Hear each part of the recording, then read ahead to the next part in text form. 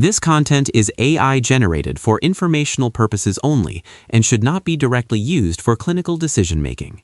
Hello and welcome back to the Neurosurgery Hub podcast. I'm Dr. Aris, senior attending here, and I'm joined today by our research fellow. And I'm Dr. Ilara. Today, we're looking at a fascinating new study from the Journal of Neurology, Neurosurgery, and Psychiatry, published in 2026. The title is Comparison of Neuropsychological Side Effects Between Contemporary Radiofrequency Ablative Neurosurgery for Psychiatric Disorders and Conventional Neurosurgical Procedures, Systematic Review and Meta-Analysis. This is a timely topic, Ilara. We're seeing psychiatric disorders increasingly contributing to global disability.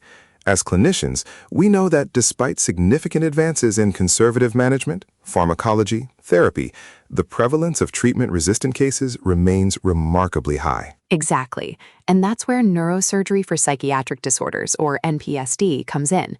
However, as this paper points out, NPSD remains significantly underused.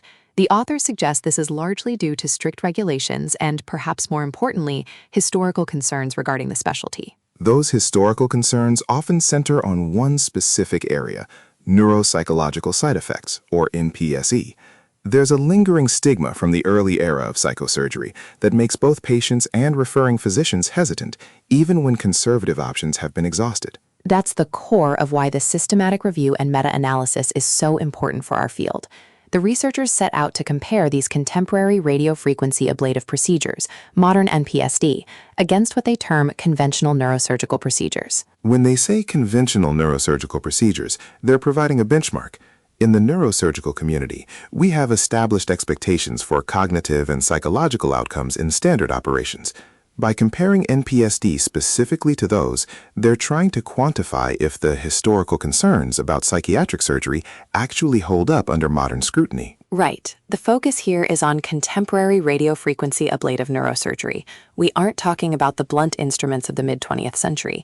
We're talking about precise image-guided RF lesions.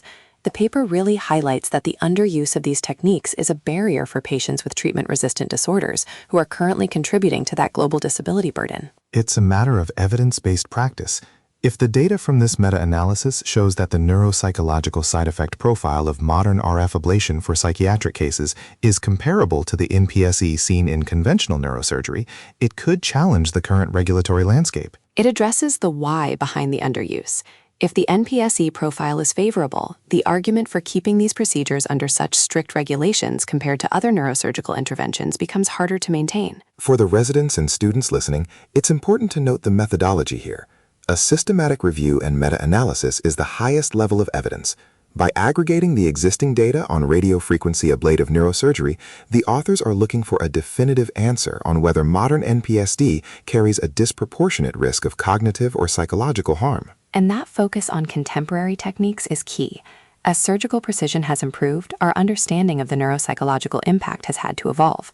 This paper looks at the contemporary era to ensure we aren't judging 2026 technology by 1950 standards. It really comes down to the risk-benefit ratio for the treatment-resistant patient.